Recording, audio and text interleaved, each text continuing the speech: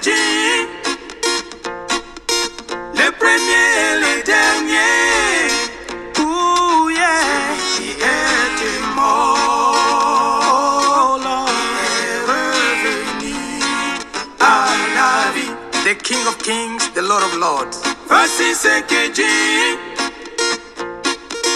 le premier et le dernier, ouh yeah, celui qui est mort, yeah, est revenu à la vie. Bien-aimés du Seigneur, je vous salue au nom de l'incomparable grand Seigneur Jésus-Christ, notre grand maître, qu'il continue de vous bénir, vous fortifier, vous protéger devant la méchanceté de ce monde. Merci à tous les frères et toutes les sœurs qui nous posent des questions afin de mieux comprendre les Écritures avec précision, comme l'un de nous.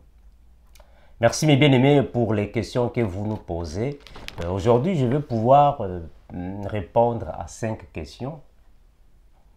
Dans cette série, mes frères, intitulée la série des questions et réponses, nous venons ici uniquement pour répondre brièvement aux questions de nos frères et de nos sœurs. C'est vraiment pas un enseignement comme tel, mais nous retouchons nos enseignements afin que vous puissiez mieux comprendre les Écritures comme l'un de nous.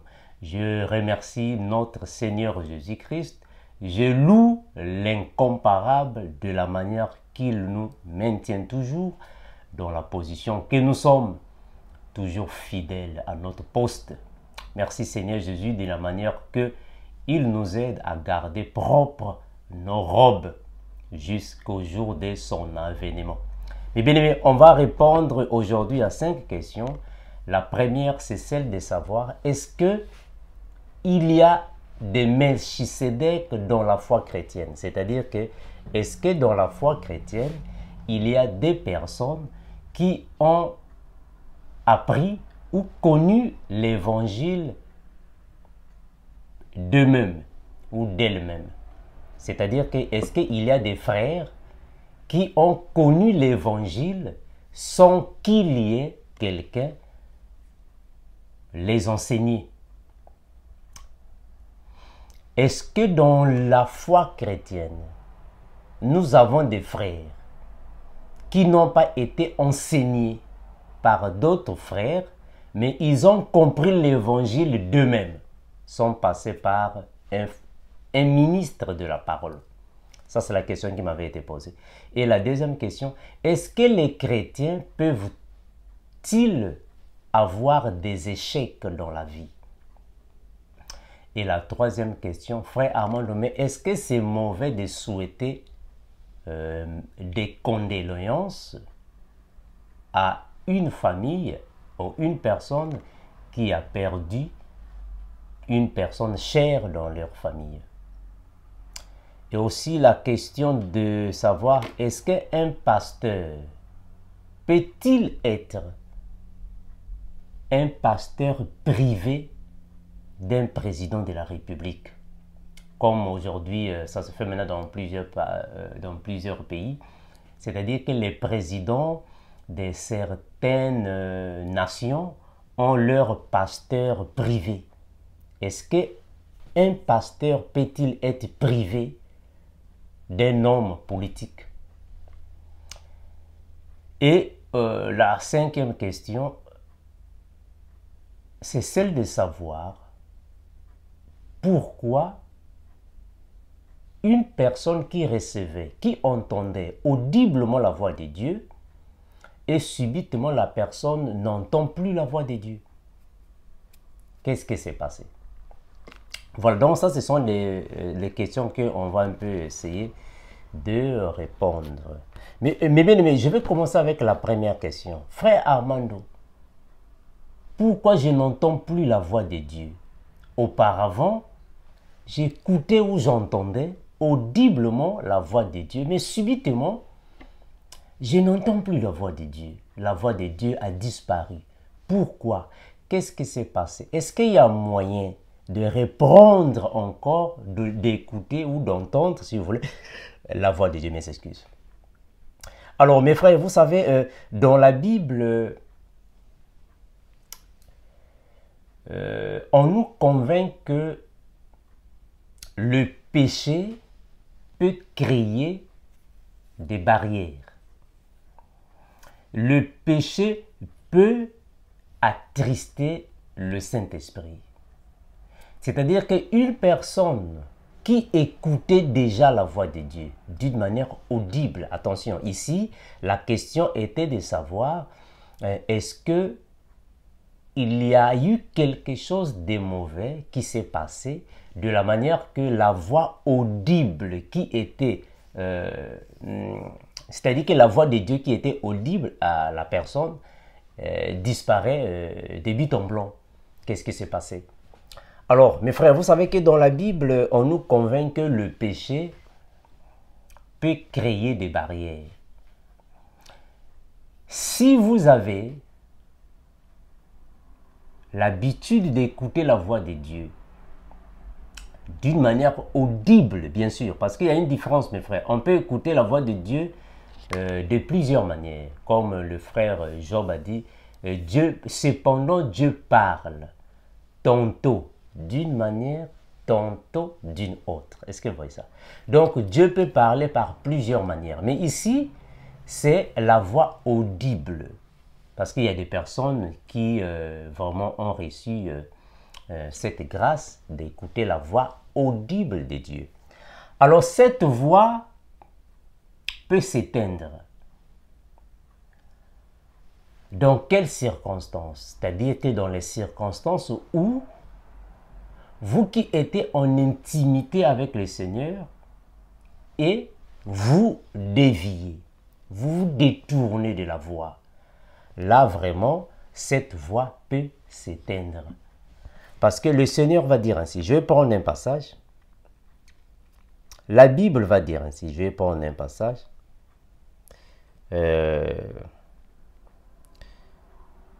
La Bible va dire ainsi. Je vais chercher un passage. Mais bien aimé, ça c'est une série de questions-réponses. Ce n'est pas un enseignement. Donc ici, ce n'est pas un enseignement. Ce sont des questions et réponses. Donc, n'importe quel verset biblique qui peut me venir, je vais le prendre. Ésaïe chapitre 59, le verset 22. La Bible va dire ainsi. Mais, ou soit, commençons à partir du verset 1er, afin que ça soit encore clair. Hein? Le verset 1er. Ésaïe 59, le verset 1, puis je descends au verset 3e. Non, la main de l'Éternel n'est pas trop courte pour sauver, ni son oreille trop dure pour entendre.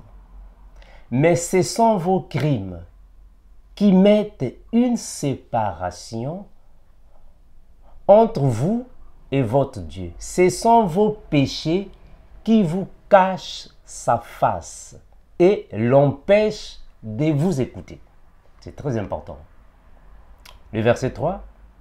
Car vos mains sont souillées de sang et vos doigts des crimes, vos lèvres profèrent le mensonge, votre langue fait entendre l'iniquité. Continuez de lire. Ici, mes frères, vous allez comprendre que si le Seigneur vous a fait la grâce d'écouter ou d'entendre, si vous voulez, audiblement sa voix, alors il faut faire attention quand vous allez vous détourner de la voix.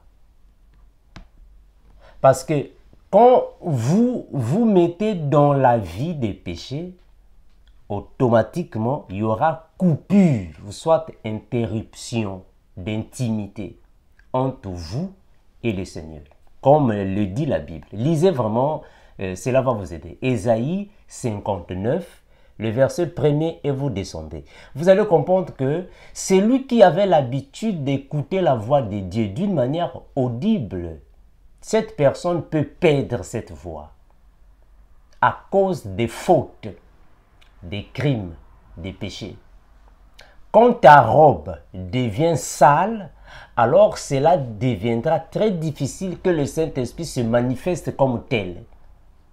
La voix là peut s'éteindre.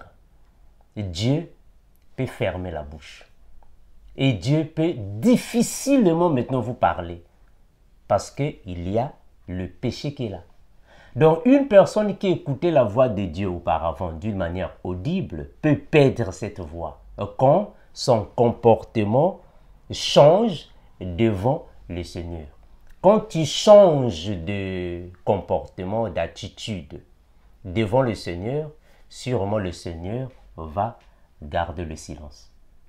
Ça va mes frères, très important. Donc lisez Ésaïe, cela va vous aider. Alors mes frères, est-ce qu'un pasteur peut-il être privé d'un homme politique? Comme on voit aujourd'hui, il y a beaucoup des hommes politiques, surtout des présidents, qui ont leur pasteur privé. Bon, mais bien, mais vous savez, malheureusement, il y a beaucoup de personnes qui aiment prendre les exemples d'Israël. Non, mais vous savez, en Israël, les rois avaient leurs prophètes. Le roi avait ses prophètes.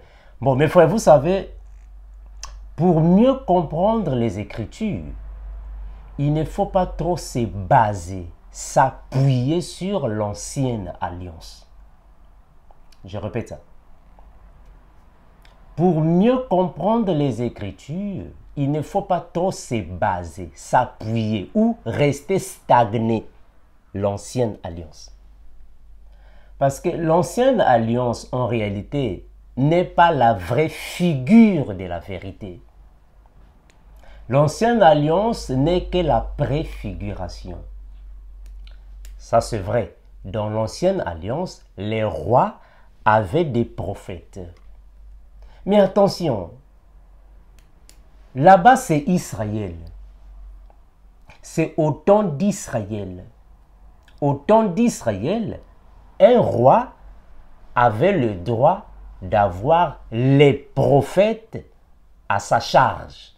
Là-bas, c'est Israël. L'Église n'était pas encore née. Mais de nos jours, c'est différent. Différent pourquoi? Mais parce que un prophète en Israël devrait obligatoirement transmettre les prophéties au roi d'Israël. Je répète ça.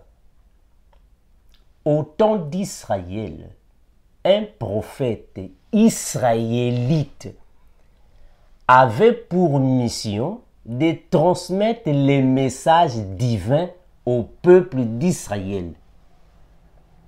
Donc le prophète était uniquement pour le roi d'Israël. Mais dans notre époque, c'est différent. Nous sommes au temps de l'Église. Nous sommes au temps de la grâce. Au temps de la grâce, un homme politique ne peut pas avoir un prophète privé. Ça n'a pas de sens. Pourquoi? Mais parce que l'homme politique a des opposants. Maintenant, je donne un exemple. Supposons que moi, Armando, je suis un enseignant de la Bible d'un homme politique. Je donne un exemple. Bon, un homme politique me prend pour être son enseignant de la Bible. Je lui enseigne la Bible. Maintenant, l'homme politique en question a des opposants. Maintenant, supposons qu'un jour, le Seigneur visite ses opposants. Maintenant, qui va enseigner la Bible à ses opposants? Vous voyez que ça ne va pas donner. Mes frères, ça ne va pas donner parce que un pasteur ne peut pas avoir un parti pris. C'est-à-dire que bon, je suis pasteur, je suis uniquement le pasteur de Donald Trump. Oh. Maintenant, si un jour, Barack Obama aussi veut écouter la parole de Dieu, comment est-ce que le pasteur fera? Si un jour, les opposants de Donald Trump aussi veulent écouter la parole de Dieu, le pasteur la fera comment? Il sera bloqué. Parce que le pasteur n'est pas là pour une seule personne. Ça n'a pas de sens. Donc, il est là pour tout le monde. Donc nous disons qu'un pasteur ne peut jamais être privé pour un homme politique. Ça n'a pas de sens. Parce que nous sommes ici pour l'édification de l'Église. Éphésiens chapitre 4, le verset 8, et vous descendez, 12, 13. Les 5 ministères sont là pour l'édification de l'Église. Or, l'Église, ou soit dans l'Église, on ne peut pas refuser les opposants. Non. Dans l'Église, on reçoit toute personne qui veut venir à Christ. Donc, si le président venait à l'Église, on le reçoit. Maintenant, si un opposant aussi venait dans une même Église, on va le recevoir. Parce que c'est l'Église. Écoutez mes frères, le Seigneur a dit ainsi, « Venez à moi, vous tous qui êtes fatigués et chargés. » Donc, le Seigneur n'a pas dit que réellement, pour venir à lui, il faut que ça soit uniquement la personne dont le pasteur est privé. Non. Dans une même église, le président de la République peut venir et ses opposants peuvent venir. C'est le même pasteur qui doit transmettre le message du Seigneur à ces deux catégories de personnes. Donc, un homme de Dieu ne peut pas être une propriété d'un homme politique. Bon, ça, ce sont des choses qui arrivent maintenant aujourd'hui.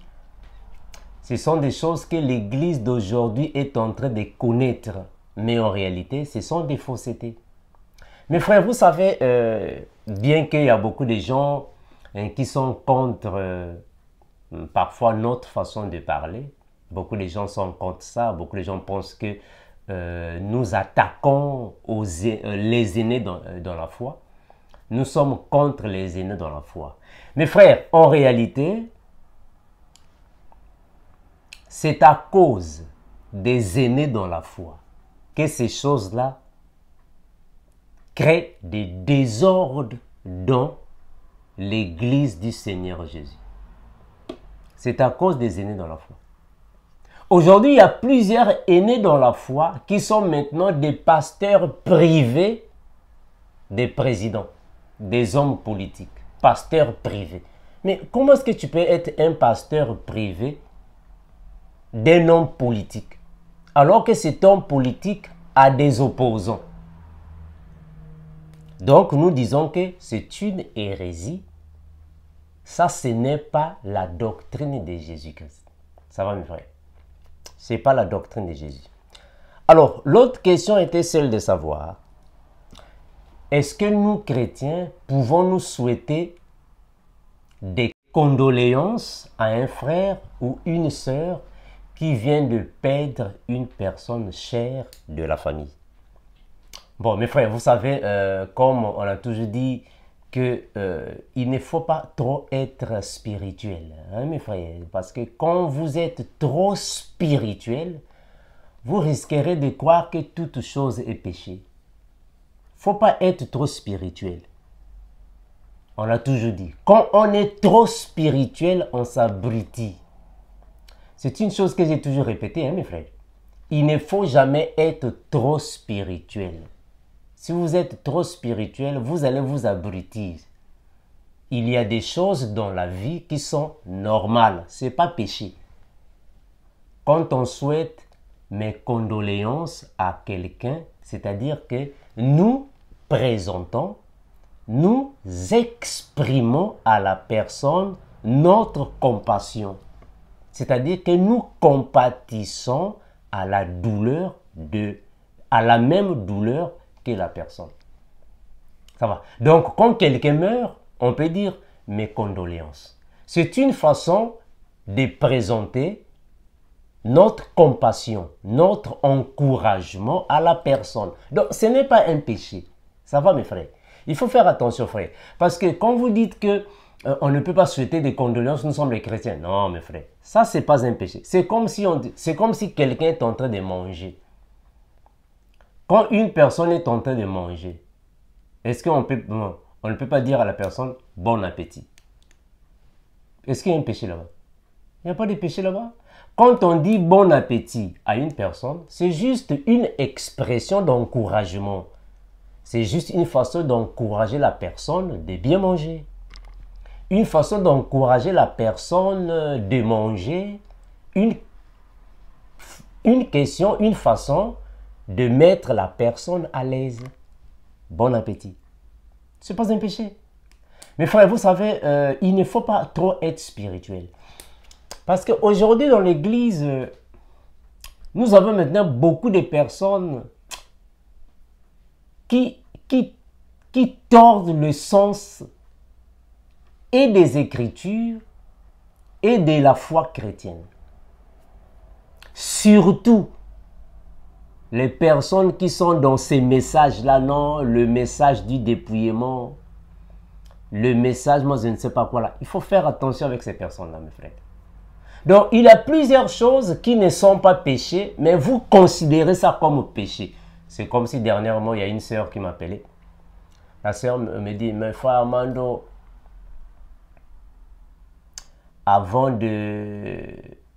c'est-à-dire qu'avant d'être avec les personnes, il faut d'abord connaître leur état d'âme. Avant d'être ensemble avec les personnes, il faut connaître leur état d'âme. Mes frères, vous savez, quand on est trop spirituel, on s'abrutit, hein mes frères? Quand on est trop spirituel, on s'abrutit. Maintenant, toi, quand tu montes dans un métro, est-ce que tu demandes au Seigneur l'état d'âme du conducteur là? Quand tu montes dans un avion, tu demandes au Seigneur l'état d'âme du pilote. Quand tu vas à l'hôpital, tu demandes au Seigneur l'état d'âme des médecins qui sont là-bas. Quand vous partez dans les supermarchés, vous demandez au Seigneur l'état d'âme de ceux qui vendent dans le supermarché. Hein, mes frères? Tu veux louer une maison ou soit un appartement, est-ce que tu demandes au Seigneur quel est l'état d'âme de tes voisins, l'état d'âme du propriétaire Il ne faut pas trop être spirituel. Comme aujourd'hui, il y a des gens même qui disent non, bon, vous savez, la bouche, on a fait la bouche pour louer le Seigneur, ce n'est pas pour faire les bises. Mais frère, vous savez, quand on est trop spirituel, on s'abrutit. Hein, mes frères? Voilà pourquoi j'ai toujours dit, il faut voir les choses comme l'un de nous. Comprenez la saine doctrine comme l'un de nous. Hein, mes frères? Afin que vous puissiez quitter cet abrutissement-là. Parce que ça, c'est-à-dire que ça rend abruti quand on est trop spirituel et on croit que toute chose est devenue péché. C'est comme si une personne qui est en train de voyager. Quand une personne voyage, qu'est-ce qu'on dit? Bon voyage. Il n'y a pas de péché là-bas. Bon voyage. Ce n'est pas un péché. Non? Quand une personne fait joyeux anniversaire, est-ce que c'est un péché? Est-ce que souhaiter joyeux anniversaire à quelqu'un, vous commettez un péché? Mes frères, vraiment, les chrétiens, que le Seigneur vous aide. Hein? Hein, mes frères? Que le Seigneur vous aide. Que le Seigneur vous aide. Hein, mes frères? Afin de voir les choses comme l'un de nous. Parce que vous, c'est-à-dire que vous êtes trop spirituel. Puisque vous êtes trop spirituel, alors, pour vous maintenant, toute chose est péché. Tout est péché. Parce que vous êtes trop spirituel. C'est comme si quelqu'un fait dormir, vous dites bon sommeil. Est-ce qu'il y a un péché là-bas, mes frères? Il y a un péché là-bas.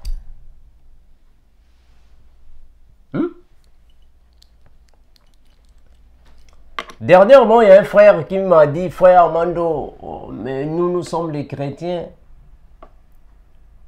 Comment est-ce que nous pouvons avoir des échecs? Un chrétien ne peut pas avoir des échecs. Les seigneurs. Mes frères, comprenez les choses comme l'un de nous. Hein? Comprenez les choses comme l'un de nous. afin que le Seigneur vous aide. Ça, ce sont les choses que nous avons autrefois apprises dans les églises locales, ce que vous appelez par les églises bâtiments. On nous a appris là-bas des choses qui étaient fausses. Le chrétien ne peut pas avoir des échecs parce que nous avons la victoire en Jésus. Un chrétien ne peut pas être malade parce que le Seigneur a chassé toutes les maladies. Un chrétien ne peut pas être dans le malheur. Un chrétien ne peut pas chaque fois avoir des souffrances. Mes frères, enlevez ça, ces notions, dans votre bagage spirituel ou dans votre bagage biblique.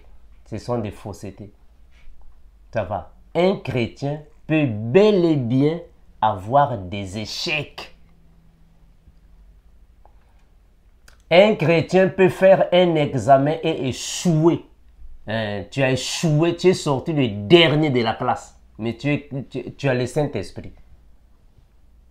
Comme certaines personnes pensent, frère Armando, moi, je suis en train de préparer les examens, donc il me faut des prières. Je prépare des concours, donc il me faut des jeûnes et des prières. Non, frère, quand tu prépares des examens, il ne faut pas rester dans les prières. Non, va étudier. Il faut étudier. Quelle prière? Il faut étudier. Tu as un examen à préparer, tu peux prier, va étudier. Va étudier. Comment voulez-vous être admis dans un examen par des prières? Mes frères, il faut étudier, il faut aller étudier. Tu veux aller faire un examen, tu dois étudier. Tu as un concours à faire, il faut étudier. Tu as une interview à passer, il faut te préparer. Tu as un test à passer, prépare-toi. Il ne faut pas rester là, veiller des prières. Vous allez rester là en jeûne. Jeûne de prière, jeûne et prière, jeûne et prière. Oh, qu'est-ce qu'il y a? Non, on a des examens à l'école. Oh, mes frères, ça c'est quoi ça? Mes frères, ça c'est quoi ça? Toi, tu as des examens à l'école, tu vas rester dans les jeûnes et prières.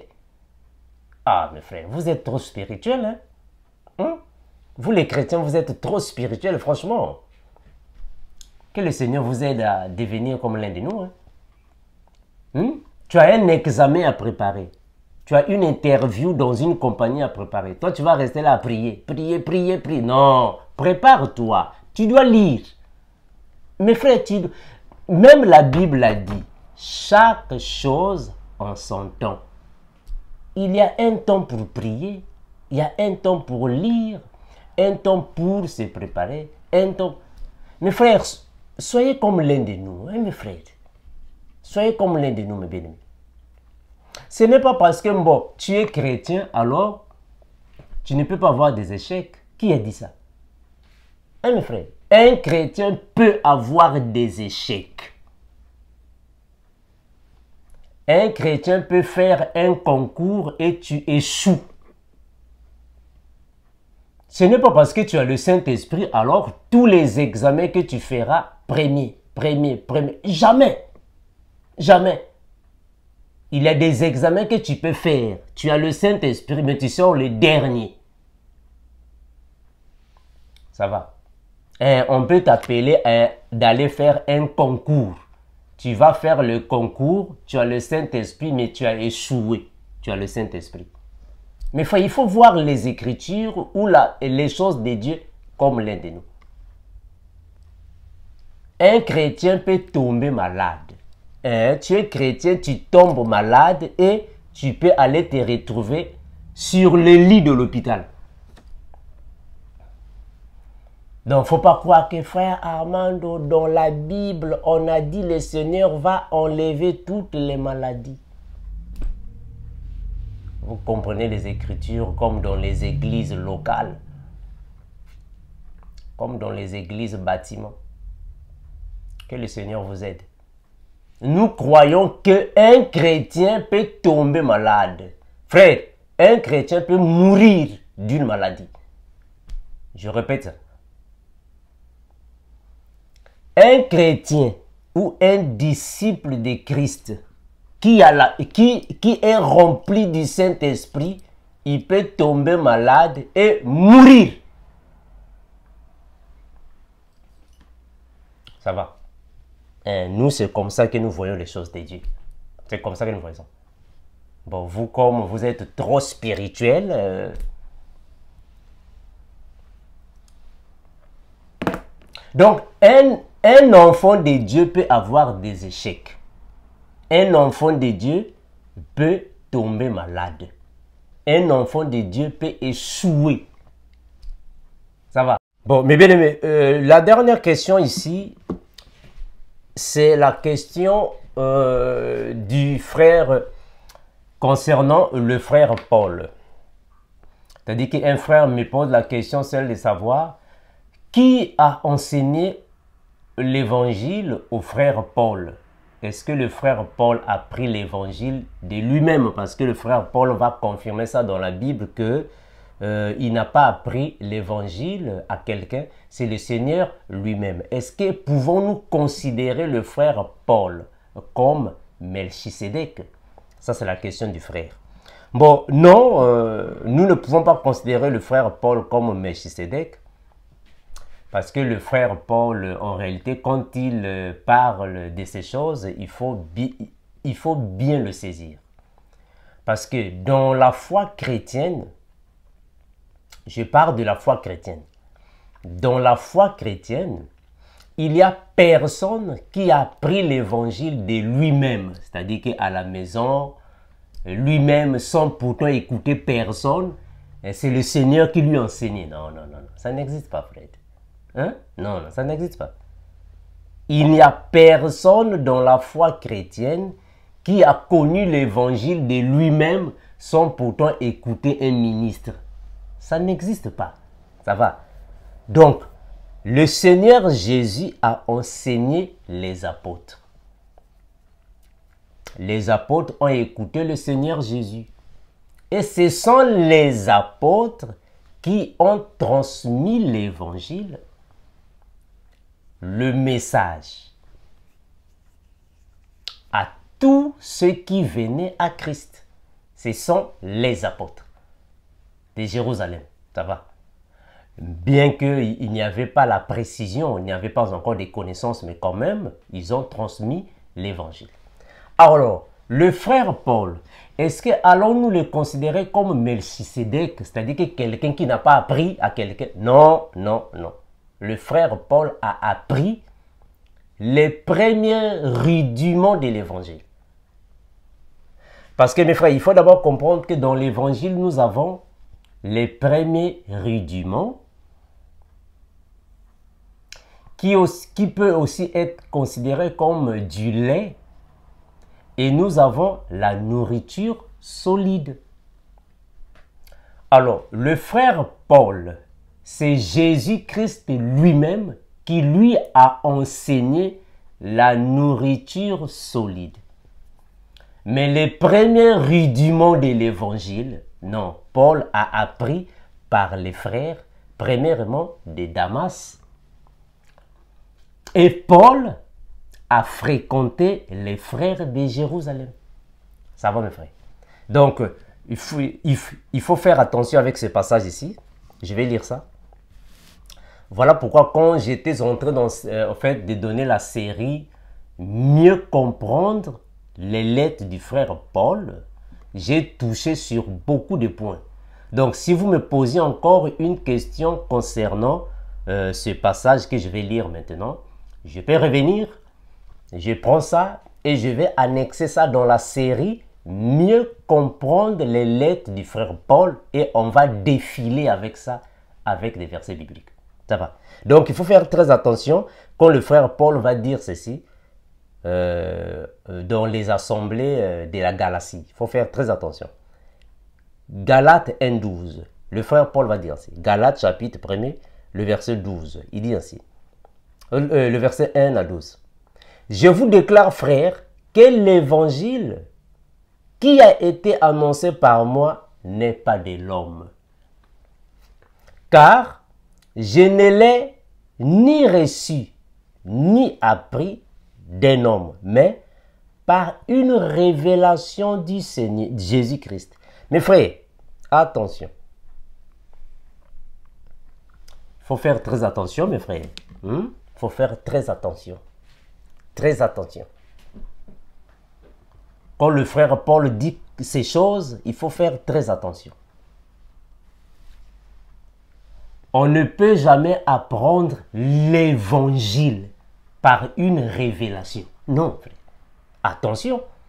Le frère Paul, ici c'est la tradition Louise II qui parle de l'évangile. Alors, quand on parle de l'évangile, il ne faut pas déjà voir toute la doctrine de Jésus. Ça va? Tout le fondement de Jésus. Attention. Quand il parle de l'évangile, c'est-à-dire le message. Ça va? Parce qu'il faut faire très attention. Quand on parle de l'évangile, on fait allusion à toute la doctrine de Jésus. Mais attention, il y a aussi le message que nous pouvons recevoir comme une portion de l'évangile. C'est ce que le frère Paul est en train de dire. Donc, il ne parle pas de tout, c'est-à-dire qu'il ne parle pas des premiers rudiments, le lait et la nourriture solide. Non, ça va. Voilà pourquoi on a toujours dit qu'il faut prendre les autres versions des Bibles pour comparer. C'est très important. Je prends la version second 21. Galates 1, 11 à 12. Version second 21, écoutez. Galates 1, 11, 12. Galates 1, chapitre 1er, le verset 11, 12. Ici, la Bible va dire ainsi. Je suis dans la version second 21. Comparons les versions, mes frères. Il ne faut pas tout rester stagné avec Louis II. Ça va? Galates 1. Galates chapitre 1er. Prenons les versets 11 à 12. La Bible va dire ainsi. Je vous déclare, frères et sœurs, l'évangile que j'ai annoncé ne vient pas de l'homme, ni reçu, ni appris d'un homme, mais par une révélation de Jésus-Christ. Ça va. Je prends Good News Translation. Galates, chapitre 1er, le verset 1 à 12. Galates 1, 11 à 12, je disais. Galates, le chapitre 1er, le verset 11 à 12. La Bible va dire ainsi. Mes excuses. Frères, je vous le déclare, la bonne nouvelle que j'annonce n'est pas une intention humaine. Ce n'est pas un homme qui me l'a transmise ou enseignée, mais c'est Jésus-Christ qui me l'a révélé. Bon, mes frères, voilà pourquoi, bon, je crois que je dois revenir dans la série mieux comprendre les lettres du frère Paul, afin que je puisse prendre plusieurs versets bibliques. Le frère Paul n'a pas appris tout le message de Jésus, toute la doctrine de Jésus, tout l'évangile de Jésus par une révélation. Non, non frère, non. On a toujours dit, mes frères, que quand le frère Paul va commencer d'enseigner la parole du Seigneur, avant les 14 années, le frère Paul n'avait pas assez de connaissances. Il est passé par des frères. Parce que le frère Paul, ce n'est pas lui qui a quitté la loi de Moïse. Directement, il a commencé de prêcher Jésus et il connaît. Non. Paul est passé par les autres frères.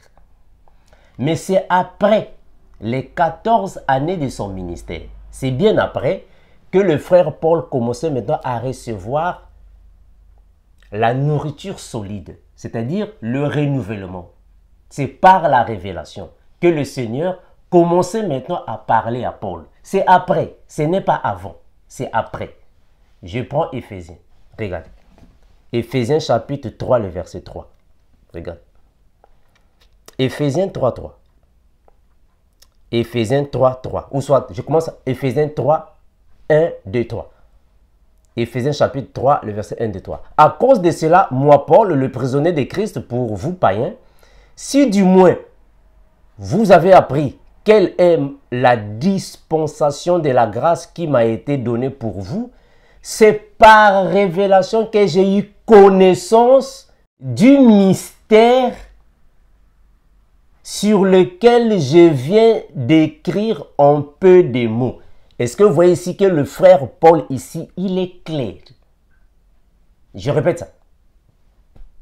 Ici, le frère Paul dit que c'est par révélation que j'ai eu connaissance du mystère. Attention. Ici, quand il parle du mystère, il ne parle pas des premiers rudiments de l'évangile. Non, parce que ici, quand il parle du mystère, c'est-à-dire qu'un mystère signifie les choses cachées. Ça va. Un mystère signifie des choses cachées mais révélées. Or, les choses cachées, révélées, là, carrément, il est dans la nourriture solide. Là, carrément, il est dans la nourriture solide. Donc, le frère Paul ici est clair de dire qu'il a appris le mystère. C'est par révélation. Donc, il faut faire attention quand il dit « j'ai appris l'évangile ni par un homme ». Attention, ici, il parle de la nourriture solide, c'est-à-dire que le renouvellement. Mais sinon, Paul a appris les premiers rudiments par les frères de Jérusalem, en commençant par les frères de... C'est-à-dire que les frères de Damas. Je vais lire ça, je vais lire ça. Je prends ça dans Good News Translation. Donc, Paul ne peut pas être considéré comme Melchisédek, c'est-à-dire qu'il a connu la parole de lui-même. C'est le Seigneur qui l'a pris. Non, non, non, non. Parce qu'il faut, il faut connaître, il faut comprendre que quand le frère Paul, bon, j'en ai longuement parlé dans la série Mieux comprendre les lettres du frère Paul. Vraiment, j'en ai longuement parlé. Quand le frère Paul va commencer avec le ministère, il partait à Jérusalem pour faire connaissance aux frères de Jérusalem.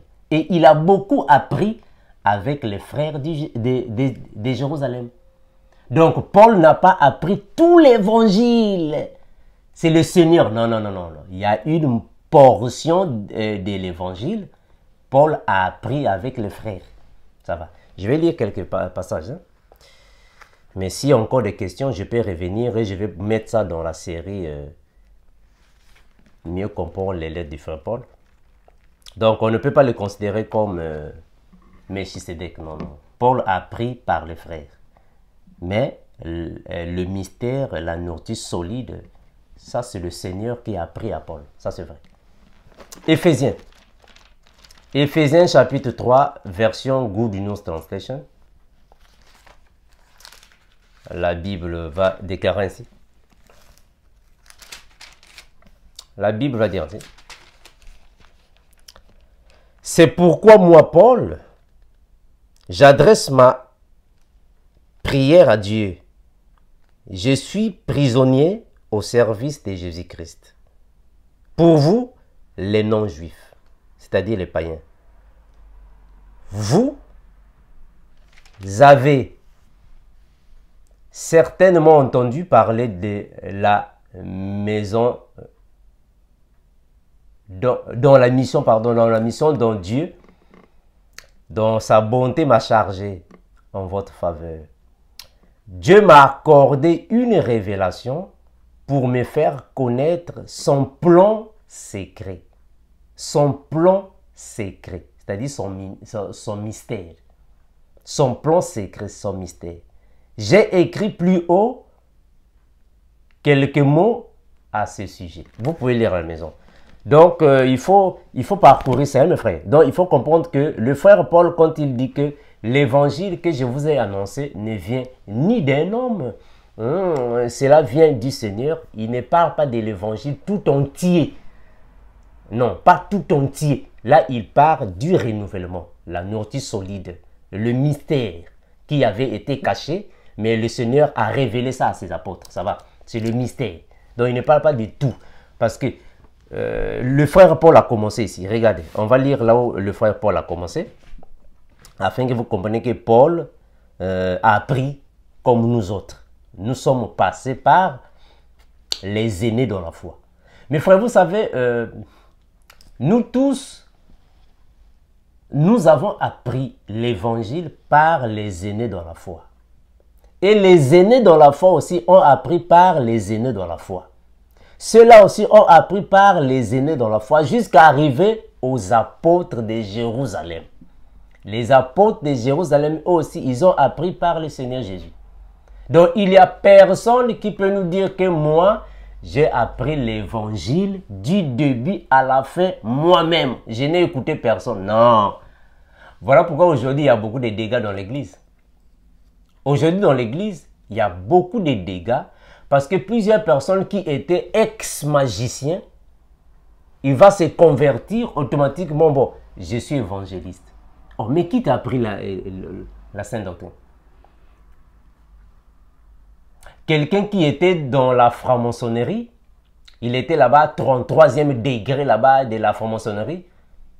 Il va se convertir, même pas une semaine. Bon, je suis apôtre. Oh, mais tu es passé par qui? Qui t'a enseigné la Bible? Quelqu'un qui était sorcier, il était le chef des sorciers ou l'ambassadeur des sorciers. Il va se convertir même pas 2 semaines. Bon, je suis docteur. Oh, mais non. Voilà pourquoi il y a beaucoup de dégâts dans l'église. Personne ne peut enseigner les Écritures sans passer par un autre frère. Même si tu n'étais pas avec le frère en question physiquement, mais quand même, tu as écouté le frère. Donc, il ne faut pas nous dire que non, bon, il y a des frères qui ont appris la Bible d'eux-mêmes. Mes frères, si quelqu'un apprend la Bible de lui-même, il y aura beaucoup d'erreurs. Je répète ça. Toute personne qui va risquer d'apprendre les Écritures d'elle-même ou de lui-même à la maison va commettre plusieurs hérésies. Voilà pourquoi aujourd'hui dans le corps de Christ, dans l'Église, il y a beaucoup d'hérésies à cause de ça. Parce qu'il y a plusieurs personnes qui se disent, bon, je suis enseignant de la Bible, mais tu es passé par qui? Qui t'a enseigné les Écritures? Non, moi-même, c'est le Seigneur Jésus. Non, non, non, non. C'est pas ça. C'est pas ça, frère. Il n'y a pas de Melchisédek. Il n'y a pas de Melchisédek. Avant d'enseigner les Écritures, il faut écouter les ministres enseigner. Moi, je suis passé par le frère Binel. C'est le frère Binel qui m'a enseigné la Bible. C'est le pasteur Binel Kinanga qui m'a enseigné les Écritures. C'est-à-dire les premiers rudiments de l'Évangile. Parce qu'il y a les premiers rudiments, mes frères, très, très important. Je vais écrire ça pour ne pas oublier. Il y a les premiers rudiments. Ça va? Il y a les premiers, je vais lire ça. Il y a les premiers rudiments de l'Évangile. C'est très important. Moi, c'est le pasteur Binel Kinanga qui m'a appris les premiers rudiments de l'Évangile. C'est-à-dire qu'on a tous appris le lait de l'Évangile. J'ai commencé avec le pasteur Binel Kinanga. Et après le pasteur Binel, c'est l'évangéliste Jean-Baptiste des Assemblées de Dieu qui m'a enseigné la Bible. Et après l'évangéliste Jean-Baptiste des Assemblées de Dieu, parce que je suis passé par là, je suis passé par beaucoup de frères là, quand j'étais encore en Afrique. Hein. Quand j'étais encore en Afrique. Beaucoup de frères. Et j'ai écouté les aînés dans la foi. J'ai écouté les aînés dans la foi. J'ai appris avec les aînés dans la foi. Bon, plusieurs aînés dans la foi, je ne peux pas citer leurs noms, ils sont nombreux. Bon, moi, en fait, j'étais un peu curieux, moi. Moi, j'étais beaucoup curieux. Hein. Bon, je continue d'être curieux.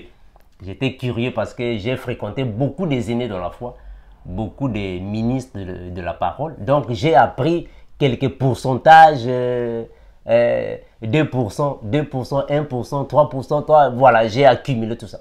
Et avec le temps, c'est en 2016 que le Seigneur commençait maintenant à me révéler des choses que je n'ai pas appris par quelqu'un. C'est le Seigneur lui-même qui m'enseignait. Parce que je vous avais parlé que, bon, c'est-à-dire que je vous avais dit qu'en 2016, le Seigneur m'avait donné pour Psaume chapitre 33, là, je t'enseignerai ma crainte. Bon, vous connaissez mon témoignage. C'est bien après que le Seigneur a commencé maintenant de me révéler. Mais au début, on a tous écouté les anciens. Donc, il n'y a personne qui peut nous dire que non, bon, moi j'ai appris l'évangile de moi-même, sans pourtant écouter les anciens. Si tu apprends l'évangile de toi-même, sans écouter les ministres, les anciens, tu vas commettre beaucoup de dégâts. Beaucoup de dégâts. Écoutez, je vais lire ça. Regardez. Je vais lire ça. Afin que vous compreniez que le frère Paul aussi a commencé avec les autres. Je vais lire ce passage. Pour ne pas oublier. Je peux revenir, hein, je peux revenir.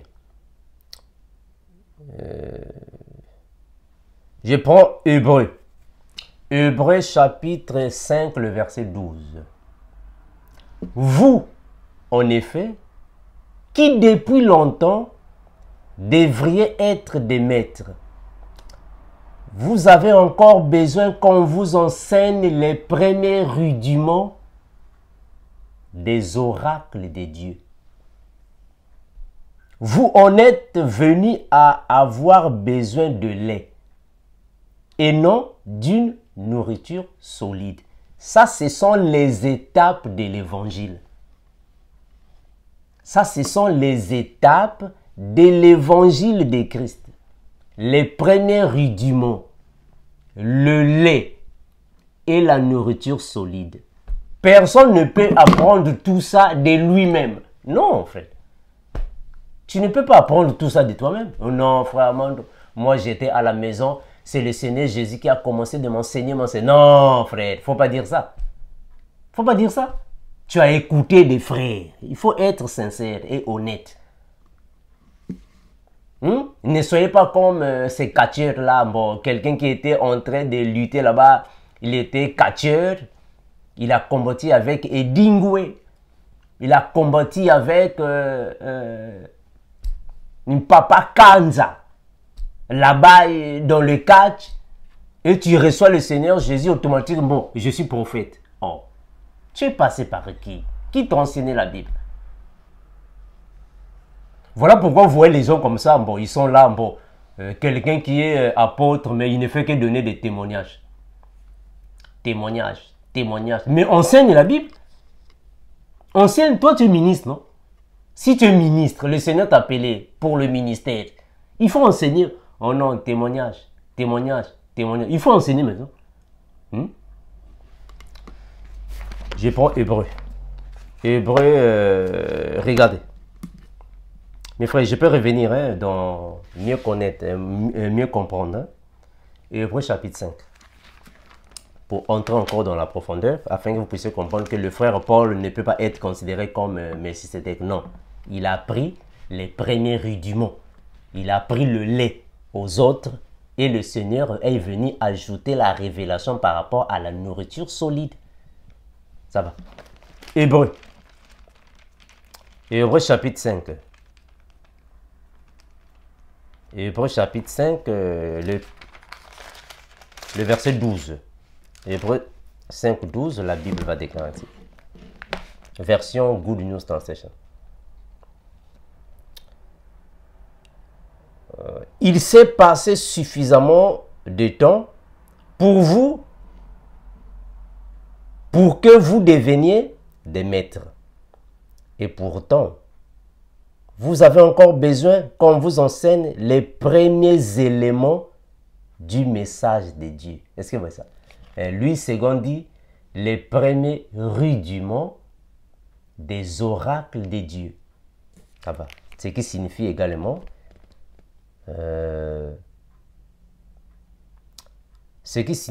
les premiers éléments ou les premières choses ou les premiers, en fait, les premières étapes du fondement de l'Église, de la foi chrétienne, je voulais dire, du message de Dieu. Vous avez encore besoin de lait au lieu de la nourriture solide. Ça va. Donc, le frère Paul, lui aussi, il est passé par les autres frères. Ça va. Le frère Paul n'est pas quelqu'un qui, automatiquement, il est né aujourd'hui, il a déjà connu toute la parole de Dieu. Non, non, non, non, non, non, non, non, non, non, frère, attention. Regardez, je vais lire là où le frère Paul a commencé, afin que vous puissiez comprendre ce que je dis ici.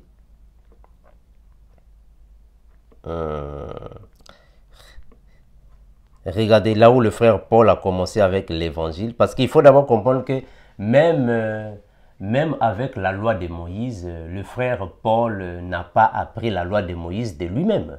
Non, le frère Paul était sous les pieds de Gamaliel. Gamaliel qui était parmi les brillants docteurs de la loi de Moïse en Israël, c'est lui qui a enseigné Paul la loi de Moïse. Donc Paul, que ce soit dans le judaïsme ou dans la foi chrétienne, Paul ne peut pas être considéré comme Melchisédek. Parce que dans le judaïsme, il a appris avec, il a été enseigné par le docteur Gamaliel. Ça est dans la Bible, ce sont des choses que j'ai déjà beaucoup détaillées. C'est Gamaliel qui l'a enseigné.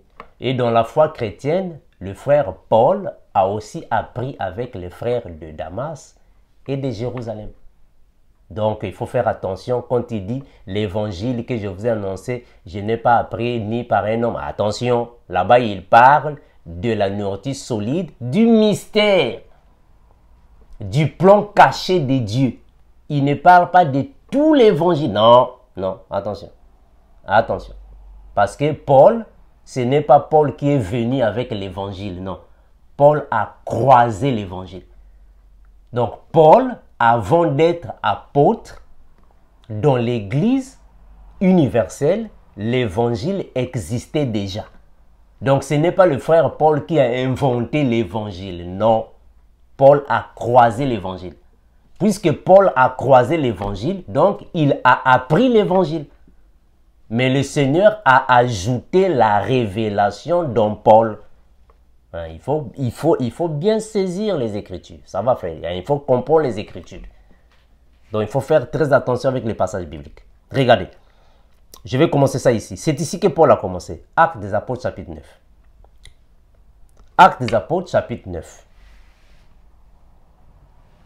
Ça va. C'est ici que le frère Paul a commencé. Actes des Apôtres, chapitre 9.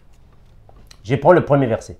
Cependant, Saoul, respirant encore la menace et le meurtre contre les disciples du Seigneur, s'est rendu chez le souverain sacrificateur. Vous pouvez continuer, je ne vais pas perdre beaucoup de temps. Vous connaissez déjà le passage. Je prends juste le verset 3. Comme il était en chemin et qu'il approchait de Damas, tout à coup, une lumière venant du ciel resplendit autour de lui. Il tomba par terre et entendit une voix qui lui disait « Saoul, Saoul ». Vous pouvez continuer. Je ne vais pas prendre là-bas. Je vais seulement vous montrer là où Saoul a commencé. C'est dans ce chapitre. Alors, prenons le verset 8. Saoul se releva des terres et quoique ses yeux fussent ouverts, il ne voyait rien. On le prit par la main et on le conduisit à Damas. Il resta 3 jours sans voir et il ne mangea ni ne but. Il ne mangea ni ne but. Maintenant, regardez le verset 10. Or, il y avait à Damas un disciple nommé Ananias. C'est ici que le frère Paul maintenant aussi, il faut comprendre ça, qu'il va commencer maintenant à faire des rencontres avec les aînés dans la foi. Ça va. Et donc, Paul ne peut pas être considéré comme Melchisédek, non. Le Seigneur lui dit, dans une vision, Ananias, il répondit, mais voici Seigneur. Et le Seigneur lui dit, lève-toi, va dans la rue qu'on appelle la droite et cherche dans la maison de Judas un nommé Saoul de Tars, car il prie. Et il a vu en vision un homme du nom d'Ananias qui entrait et lui imposait les mains, afin qu'il recouvre la vue. Lisez mes frères, je ne vais pas prendre beaucoup de temps. Je prends le verset 17. Vous pouvez lire à la maison mes frères. Je prends le verset 17. Ananias sortit et lorsqu'il fut arrivé dans la maison, il imposa les mains à Saoul en disant, Saoul, mon frère, le Seigneur Jésus, qui t'est apparu sur le chemin par lequel tu venais, m'a envoyé pour que tu recouvres la vie et que tu sois rempli du Saint-Esprit. Donc le frère Paul, lui aussi, n'a pas commencé, bon, automatiquement, il a déjà toutes les connaissances. Non, non, non. Le frère Paul aussi, on l'a enseigné l'évangile par les frères. Ça va. Parce que regardez mes frères, le frère Ananias n'est pas automatiquement parti envers Saoul. Saoul, je t'impose les mains. Non, non, non. Il fallait d'abord lui parler de Jésus. Il fallait d'abord lui parler des merveilles de l'évangile, de Dieu. Il fallait d'abord lui faire un résumé de la vie de Jésus, soit de l'évangile, avant de lui imposer les mains. Parce qu'on ne va pas automatiquement lui imposer. Non, non, non, non, ça va. Donc le frère Ananias a parlé à Saoul de Jésus. Au même instant, je prends le verset suivant, au même instant, il tomba de ses yeux comme des écailles et il recouvrit la vue et il se leva et fut baptisé. Donc le frère Paul, on l'a baptisé. Alors, puisque déjà Paul, on l'a imposé les mains, on l'a baptisé, donc obligatoirement, on lui a enseigné l'évangile. On lui a parlé de Jésus. Parce qu'on ne peut jamais t'imposer les mains si au préalable, on ne te parle pas de Jésus. Ça n'a pas de sens. On ne peut jamais te baptiser si au préalable, le nom de Jésus n'a pas été invoqué. Non. Donc Saoul, avant de lui imposer les mains, avant de lui baptiser, le frère Ananias lui a prêché l'évangile. On est d'accord. Donc, on ne peut pas considérer le frère Paul comme Melchisédek. Donc, il a tout connu de lui. Non. Les premiers rudiments de l'évangile lui avaient été enseignés, prêchés. Le lait lui avait été donné. Ça va, mes frères? C'est clair, non? C'est clair. Donc, Paul ne peut pas être considéré comme Melchisédek, non. Bon, vous pouvez lire à la maison, mes frères. Je prends le verset suivant, le verset 19. Et après qu'il eut pris de la nourriture, les forces lui revinrent. Saoul resta quelques jours avec les disciples qui étaient à Damas. C'est clair. Est-ce que vous voyez? Donc, le frère Paul, ici la Bible est claire, il est resté quelques jours avec les frères de Damas. Mais pour faire quoi? Pour faire l'acrobatie. Quand le frère Paul est resté à Damas, avec les disciples, avec les chrétiens, les frères de Damas, c'était pour faire quoi? Pour aller jouer au football? Non. On lui a enseigné la Bible. Ou soit, bon, c'est-à-dire qu'on lui a enseigné les Écritures. On lui a parlé de Jésus. On lui a enseigné l'évangile. Ça va, parce qu'il était avec les frères. Bon, mes frères, je peux revenir, hein, je peux revenir. S'il y a des questions, je peux revenir, ça va. Je peux revenir. Je peux revenir pour entrer en profondeur. Ici, c'est seulement une émission, une série de questions-réponses. Mais je peux revenir. Je lisais Acte 9, Acte chapitre 9, je prends le verset 19. Acte 9, 19, la version Good News Translation. 9, 19, la Bible va déclarer ainsi. La Bible va dire ainsi. 18, 19.